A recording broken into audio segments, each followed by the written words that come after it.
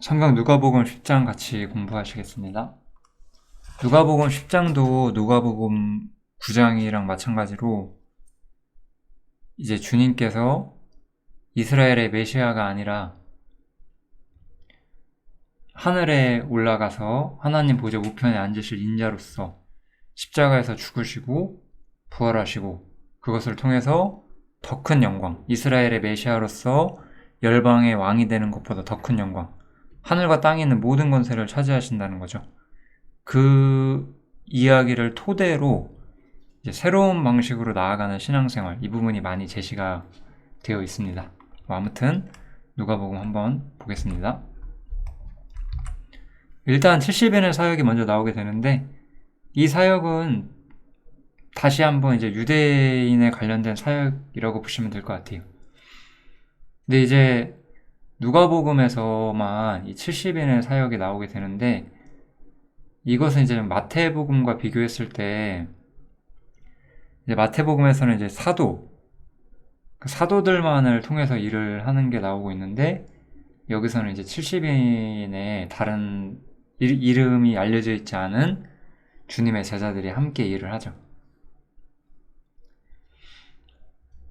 이것이 바로 이제 좀 주님의 은혜가 역사하는 방법이라고 생각하면 될 것 같아요. 이제 주님께서는 이스라엘에게 마지막으로 자신의 메시아임을 계시하고 있는 시점이었고, 그것이 거절됨과 동시에 하늘에 있는 인자로서 자신을 제시하게 될 텐데, 이제 이스라엘의 메시아로서 자신을 최종적으로 전하시고 있는 거죠. 이 70여 명의 사람을 통해서. 그래서 주님께서는 이렇게 말씀하시죠. 추수할 것은 많되 일꾼이 적으니.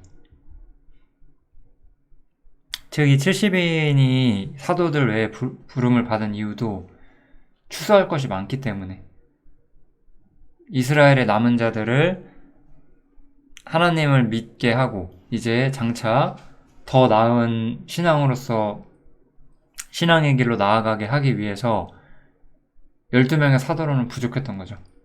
그래서 더 많은 사람들을 세워서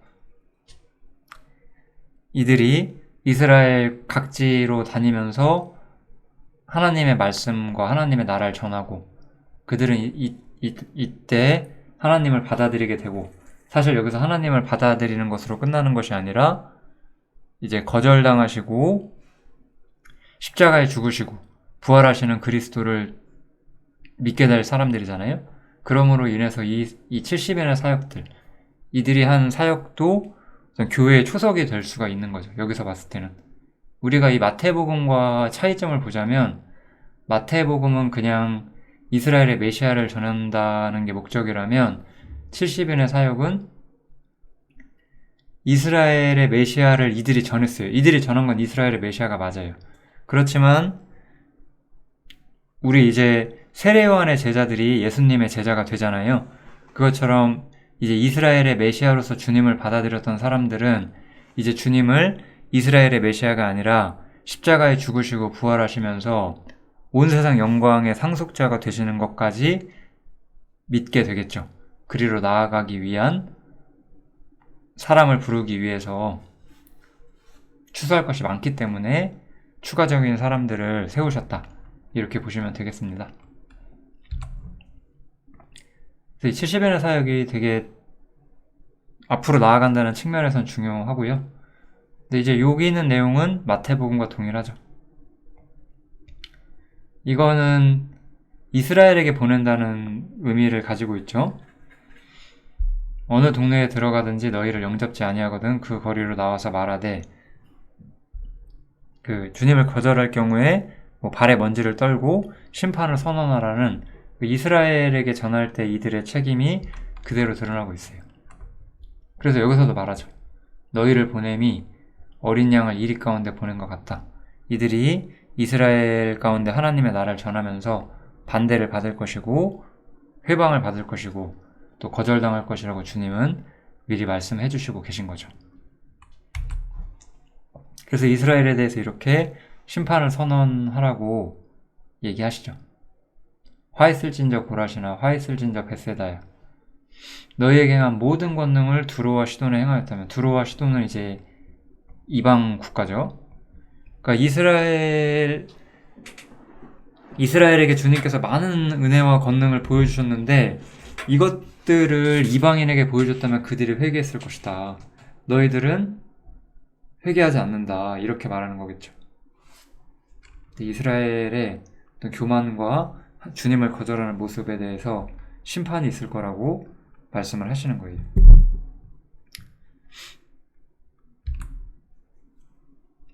그러면서 주님께서는 이 70인에게 이렇게 어떤 말씀을 해주시죠.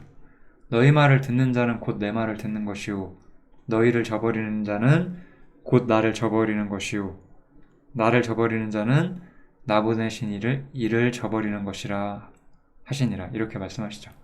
결국 항상 이 메신저들, 주님의 메시지를 대신하는 사람들의 말을 거절하는 것은 주님을 거절하는 것과 똑같다라고 주님은 말씀하세요.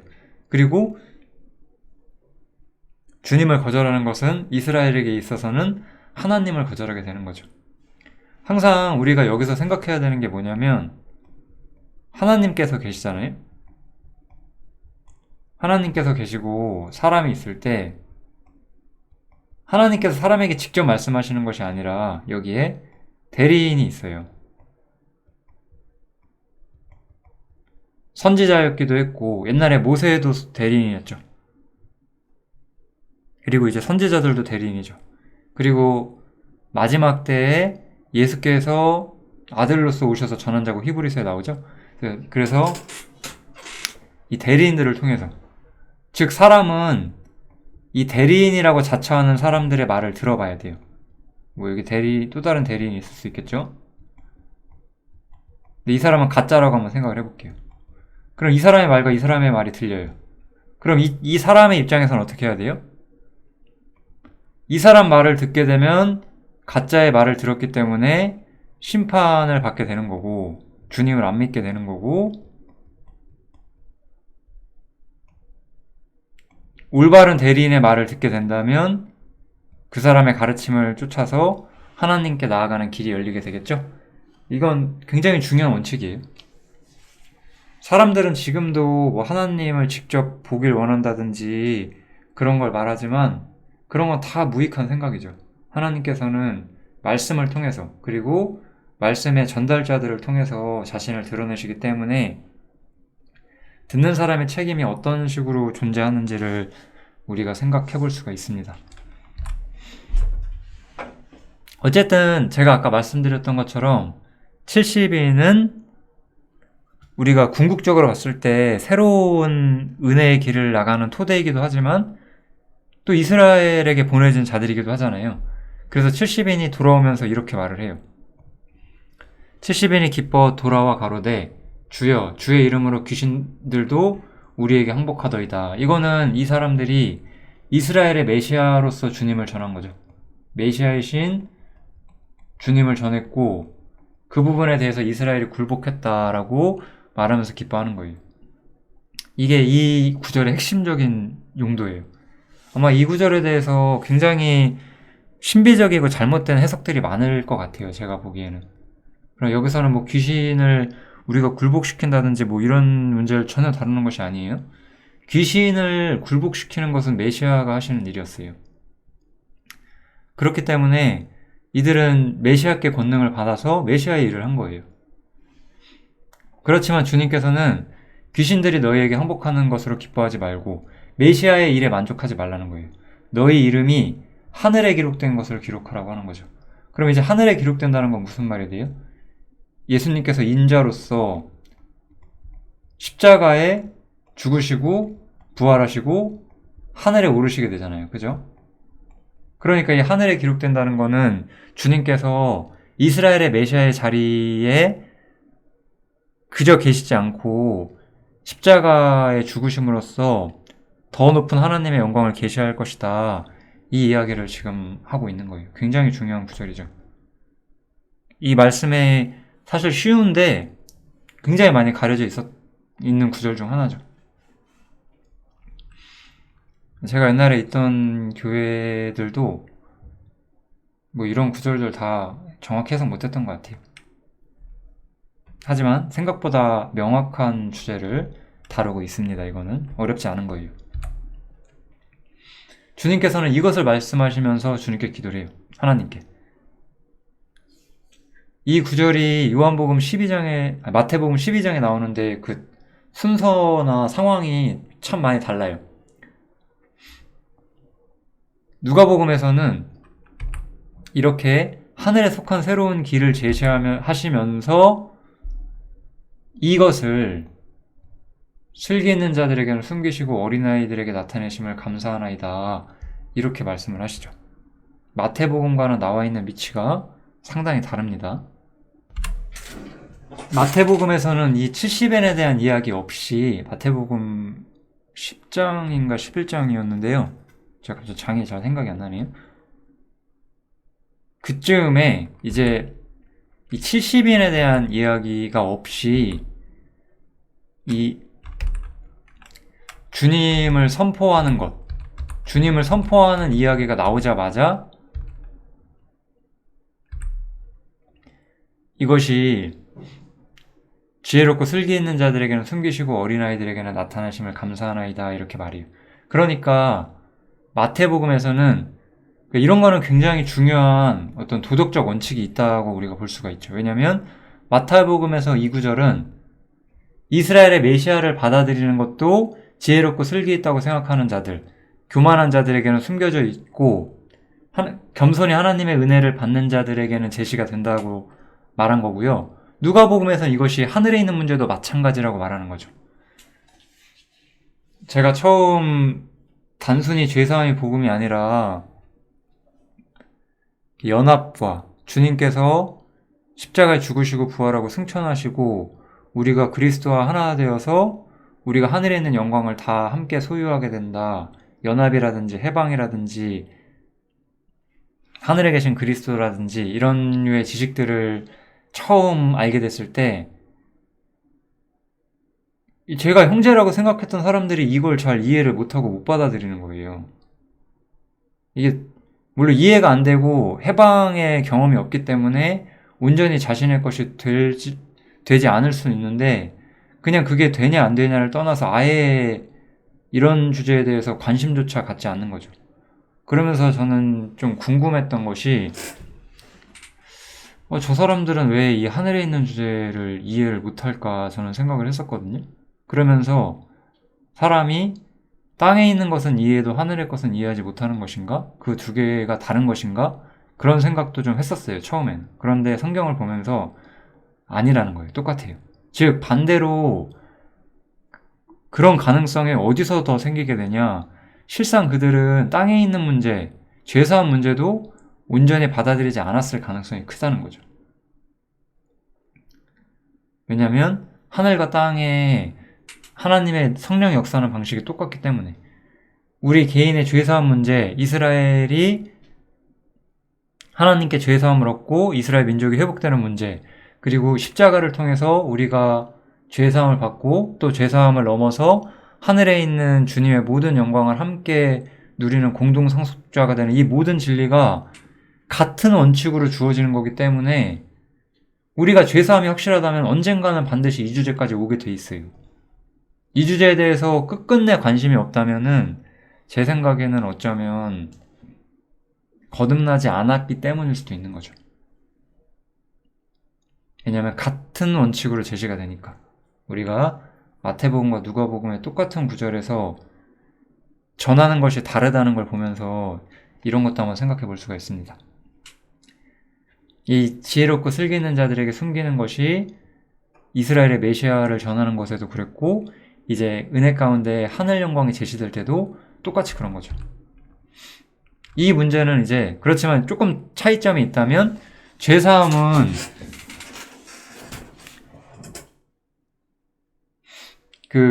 예수님이 십자가에 죽으시고 부활하기 전에도 이미 이스라엘에게 알려져 있었어요. 물론 지금 교회가 이해하는 것처럼 아주 선명한 건 아니지만 그들은 언젠가 여호와께서 오셔서 여호와께서 메시아를 보내셔서 자신들의 모든 죄를 용서하고 이 땅에 하나님 나라를 세울 거라는 것을 믿고 있었잖아요. 그렇지만 이제 아들을 통해서 하늘에 이를 수 있는 더 온전한 지식이 제시된다는 거죠. 이것도 히브리서랑 굉장히 비슷한 어떤 전달법을 사용하고 있어요. 구약에서부터 하나님의 대리인들, 그 선지자들이 하나님의 말씀을 전해왔지만 이 마지막에 아들이 오셔서 모든 것을 계시한다고 했죠. 같은 원칙으로서 이제 예수님께서 더 온전한 하늘의 길을 제시한다는 것을 이야기하는 거예요. 그래서 여기서 가장 핵심적인 포인트는 결국은 이 두 구절이라고 할 수가 있죠. 메시아의 사역이 성공적으로 이루어지는 것을 기뻐했지만 주님께서는 거기에 만족하지 말고 너희 이름이 하늘에 기록된 것으로. 이거 아마 제 생각에 제가 옛날에 있었던 교회는 성령의 능력이 나오는 걸 기뻐하는 게 아니라 너희의 이름이 하늘에 있는 것, 정말 죄사함 받은 거에 기뻐해라, 아마 이렇게 가르쳤던 것 같아요. 하늘이란 용어는 죄사함과 상관이 없습니다.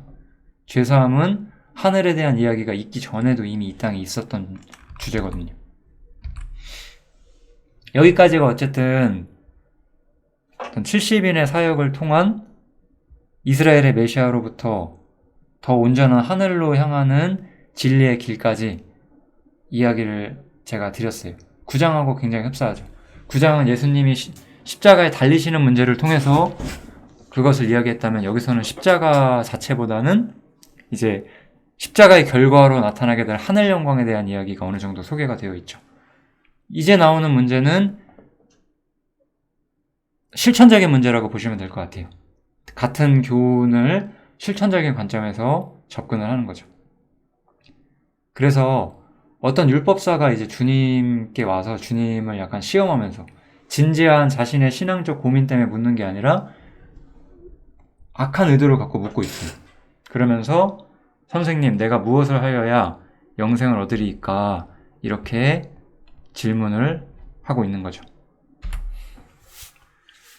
주님께서는 이 질문에 대해서 이들이 이해하고 있는 수준에서 답을 해주세요. 그리고 상당히 중요한 답을 해주시죠. 대답하여 가로되 마음과 목숨과 힘을 다해서 하나님을 사랑하고 이웃을 내 몸같이 사랑하라 라고 말씀하시죠. 이 대답의 핵심은 뭔가요? 이 대답의 핵심은 율법인 거죠. 율법.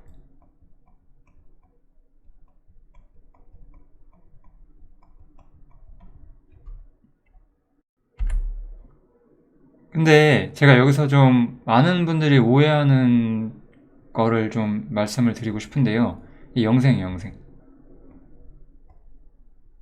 그리고 이 영생을 얻는 게 천국 간다라고 생각을 하는 거잖아요. 그죠?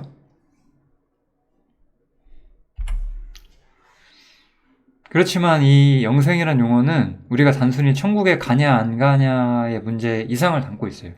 우리 삶의 문제도 같이 담고 있어요.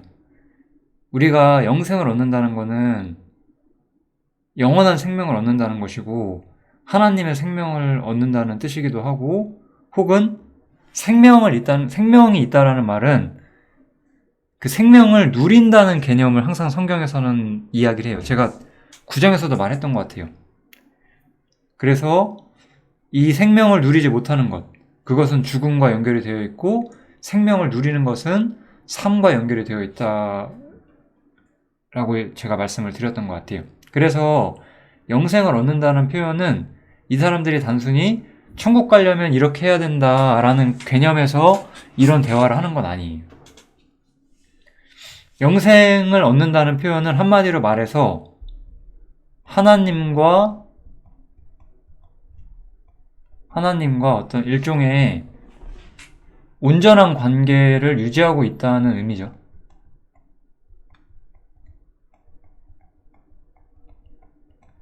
그래서 하나님과 온전한 관계를 유지하고 있다는 의미로서 영생이라는 용어를 쓰고 있어요. 그러니까 우리가 사실 이 문제에서 중요한 거는, 특히 이제 죄사함을 이미 믿으시는 분들에게 우리가 생각해 볼 때 어떤 행위를 해서 천국 갈 수 있다고 믿으시는 분 없을 거예요. 그렇지만 우리가 어떤 일을 하게 되죠? 이제 구원 받았으니까 이렇게 하나님을 전심으로 사랑하고 이웃을 내 몸같이 사랑하면 하나님이 날 기뻐해 주시겠지. 이렇게 생각하잖아요. 이 문제, 이렇게 생각을 한다는 거예요. 단순히 우리가 천국 가는 데만 이것이 필요한 게 아니라 우리가 믿음을 가진 후에도 하나님과 온전한 관계를 계속적으로 맺는 문제에 대해서 질문을 할 때도 영생을 얻으리일까라고 질문할 수가 있는 거죠. 물론 이 율법사는 갈아지기 때문에 이것도 제대로 된 사람은 아닐 거예요. 그렇지만 그냥 우리에게 교훈이 된다는 측면에서 함께 생각을 해보셔야 돼요. 아무튼지 간에 여기서 결론은 이거죠. 내가 하나님과 온전한 관계를 맺고 하나님이 나를 기뻐하시려면, 또 내가 하나님과 교통하며 즐거워하려면 내가 무엇을 해야 합니까? 라고 물은 거예요. 그러니까 주님께서는 율법을 지켜라 라고 답을 하신 거죠. 율법은 하나님께서 사람에게 주신 하나님 앞에서 온전한 관계를 맺을 수 있는 유일한 방법이었거든요. 그러니까 이 율법사는 뭐라고 말하냐면, 이 사람이 자기를 옳게 보이려고 예수께 여짜오되, 예수님께 묻는 거죠. 그러면 내 이웃이 누구니까? 이렇게 묻고 있어요.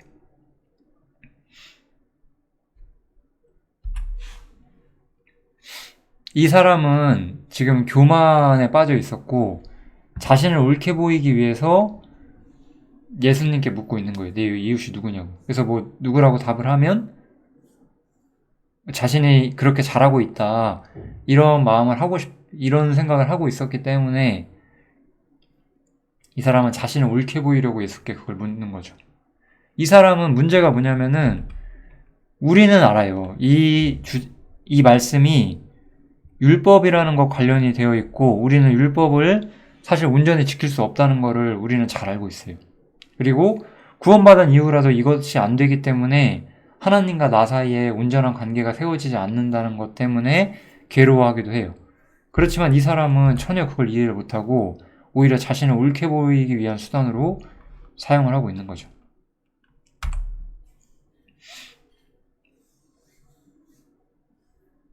그래서 예수님은 여기서 어떤 대답을 해주시냐, 이제 어떤 사람이 예루살렘에서 여리고로 내려가다가 강도를 만났어요.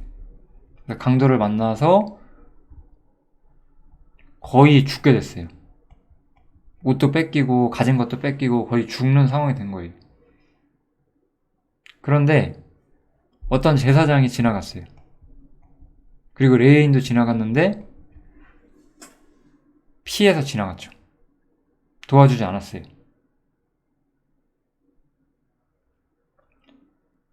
여기서 우리는 무엇을 볼 수 있냐, 이 제사장과 레위인은 여기 강도 만나 죽게 된 사람을 봤을 때 그 사람에게 사랑을 베풀지 않았던 거죠. 쉽게 말하면, 여기 말하면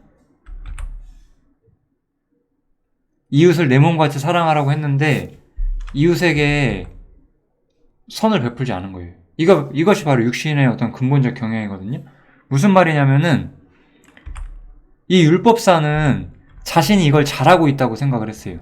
자신이 이걸 잘하고 있기 때문에 자기를 옳게 보이려고 생각을 한 거죠. 즉, 사람은 율법을 통해서 자신이 신앙생활을 잘하고 있다고 드러내고 싶어 해요. 내가 선을 베풀었을 때 그 선을 베풀므로써 나에게 무언가가 돌아올 수 있다라고 생각한다면 나는 더 많은 선을 베풀고, 그것이 우리가 세상 사람처럼 내가 도와준 만큼 뭘 물질적으로 받는다 이런 게 아니라, 신앙적인 세계에서 저 사람은 참 신실해서 저렇게 살아, 이런 말을 듣는 걸 너무나 좋아한다는 거죠. 육신의 근본적인 성향이. 율법은 이 육신의 근본적 경향을 처리를 못해요. 율법은 우리에게 무언가 명령하긴 하지만 그 명령을 넘어서서 진정한 사랑 가운데서 행하는 것이 무엇인지를 말해주질 않는다는 거예요. 그래서 여기 나온 이 제사장과 레위인들은 여기 나와 있는 이 강도 만난 사람은 자신들이 도와줄 만한 가치가 없는 사람이었어요. 이 사람을 도와준다고 자신들이 신앙적으로, 종교적으로 얻을 것이 없었던 거죠. 되게 작은 자신의 종교라는 울타리 바깥에서는 이 사람들은 자기 마음대로 살아요. 세상에도 지금 많은 기독교인들이 그렇게 살아요. 교회 안에서, 그리고 자신이 전도하려고 하는 그 구간 속에서는 굉장히 선한 사람인 것처럼 살면서 그 바깥에서는 사실 그렇게 살진 않는 거죠.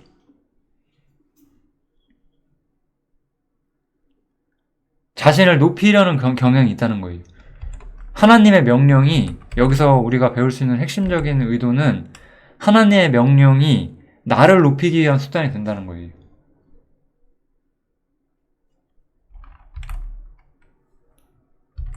그렇지만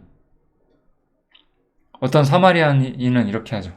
어떤 사마리아인은 여행하는 중에 그 사람을 보고 불쌍히 여겨서 상처를 치료해주고 돌보아주고 나중에 뭐 부비가 더 들면 내가 와서 더 챙겨주겠다 이런 식으로 이 사람을 온전히 챙겨주죠.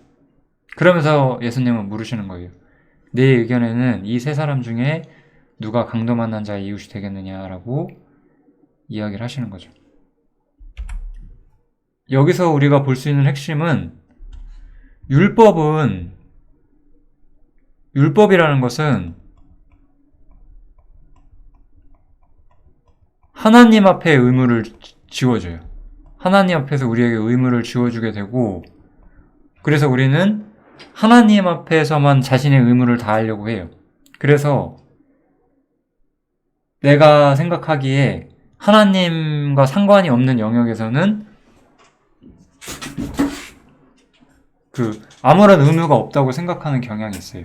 그리고 이 의무를 잘할 때 자신은 이 의무를 잘했다는 것을 자랑하고 싶어 하죠.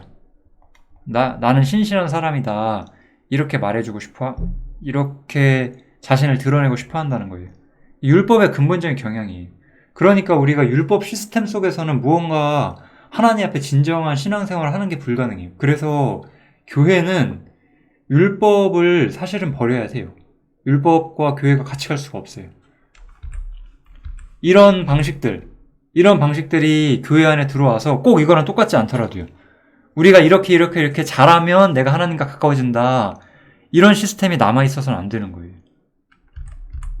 그러면 이 사마리아인의 이야기에서 우리가 볼 수 있는 건 뭐예요? 우리는 이미 주님께 모든 은혜를 받은 사람이었기 때문에 이제 타인을 불쌍히 여기고 다른 사람을 긍휼히 여기고 우리가 무언가를 바라지 않고 그 사람이 나에게 무언가를 더 잘해주기를 내가 율법과 종교 안에서 내가 신실한 사람이라고 보이려고 노력하지 않는 채로 그냥 마땅히 도와줘야 하고 마땅히 긍휼히 여겨야 할 대상들이 있을 때 그렇게 하는 것이 맞다는 거죠. 그래서 이 사랑이라는 것은 율법 밖에서 진짜 발현된다는 거예요. 이게 가장 중심적인 사상이에요. 즉, 이 누가복음 10장은 이스라엘이 기존에 가지고 있던 종교와 이제 주님 때문에 새롭게 형성되는 신앙 체계가 얼마나 다르냐를 우리한테 설명을 하는 거예요.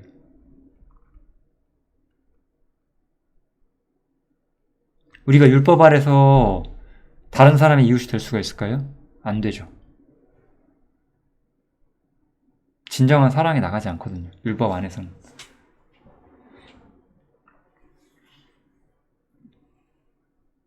오히려 율법은 사실 깨어있는 사람들에게는 내가 그런 걸 하지 못한다는 것을 정죄하는 수단이 될 뿐이죠. 하지만 이 율법사는 가라지였기 때문에 그 정도의 양심에 어떤 가책도 없는 사람이긴 했지만요. 아무튼 여기서는 뭐 율법사가 알곡이냐 가라지냐를 다루는 건 아니기 때문에 율법과 주님을 믿는 신앙이 얼마나 다른 것이냐를 다루는 것이 여기서의 중요한 목표예요. 이러한 마찬가지의 원칙이 하나 더 나와요. 마리아랑 마르다 이야기가 나오죠. 마리아는 어떻게 했죠? 마리아는 주의 발 아래에 있어서 말씀을 들었어요. 그런데 마르다는 준비하는 일이 많아서 마음이 분주했어요. 이거 아마 사실 교회 다니시는 분들이 이 구절 되게 많이 생각하실 것 같아요. 제 생각에는. 왜냐면은 말씀이 중요한데 이 교회에 봉사가 많단 말이죠. 되게 요즘 현대 교회는 쓸데없이 봉사가 많아요. 하나님께서 명령하시지도 않은 봉사들이. 그래서 이 봉사하느라고 마음이 분주해요. 그래서 예수님께 나아가서 내 동생이 나 혼자 일하게 두는 것을 생각지 아니하나이까 저를 명하사 나를 도와주라 하소서, 이렇게 말해요. 그러니까 예수님께서 사실 뭐라고 답하는지 다 아시죠? 이것을 하든지 저것을 하든지 좋은 것을 택하라. 좋은 게 뭐죠, 여기서?